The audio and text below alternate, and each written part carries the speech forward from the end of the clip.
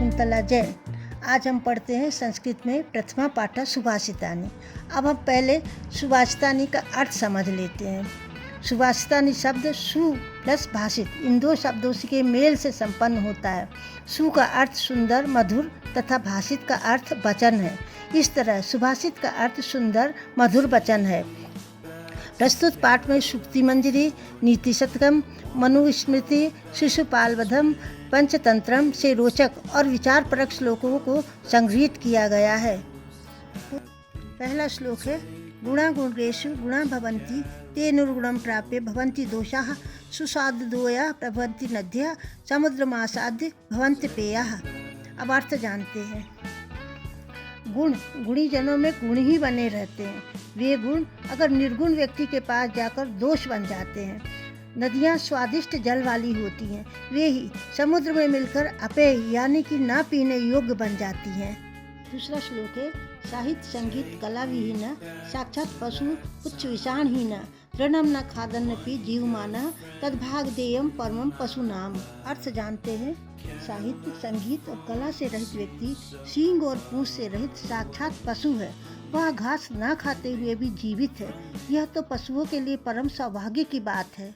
लुब्धस्य नश्यति यशा पिष्णस्य मैत्री नष्ट क्रियस्य कुलमर्थ परस्य धर्म विद्याफलम व्ययसिनः कृपणस्य सौख्यम राज्यम प्रमथ सचिवस्य नराधिपस्य। अर्थ जानते हैं। लोभी का यश, चुगलखोर की मित्रता, निकम्मे का कुल, अर्थपरक यानी स्वार्थी का धर्म, व्यसनी की विद्या का फल, कंजूस का सुख और प्रमथ यानी कि उन्मत्त मंत्री वाले राजा का राज्य नष्ट हो जाता है। इत्वा रसम कटुकम मधुरम समानम माधुर्यमेव जनयेन मधुमक्षिकासौ संतस्तथैव सज्जन दुर्जनानाम श्रुत्वा वचा मधुर सुक्त रसम सृजन्ति। अब अर्थ जानते हैं। वह मधुमक्खी तो कड़वे रस को पीकर भी मधुर के समान मधुरता यानी शहद ही उत्पन्न करती है। उसी प्रकार सज्जन लोग दुष्टों के कटु वचन सुनकर भी सज्जनों के समान मधुर सूक्तों के रस वाली वाणी बोलते हैं। विहाय पौरुषम यो ही देवमेवा अवलंबते प्रसाद सिंहवत्तस्य मूर्धि तिष्ठन्ति वायसाः। जो पुरुषार्थ छोड़कर भाग्य के सहारे रहते हैं, महल में शेर के समान रहते हैं, तो भी उसके सिर पर कौवे बैठते हैं।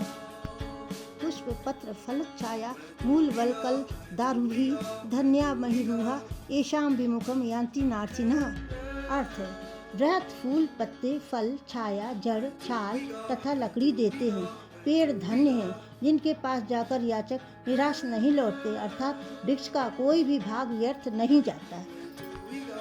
चिंतनीया ही विद्याम आदावेव प्रतिक्रिया न कूप खननम युक्तम प्रदीप्ते वहनिया गृहे। विपत्ति आने पर चिंता करने से विपत्ति दूर नहीं होती। जिस प्रकार घर में आग लगने पर कुआं खोदने का कोई लाभ नहीं होता, अर्थात विपत्ति का उपाय पहले सोच लेना चाहिए। तो आज का पहला पाठ खत्म होता है। धन्यवाद।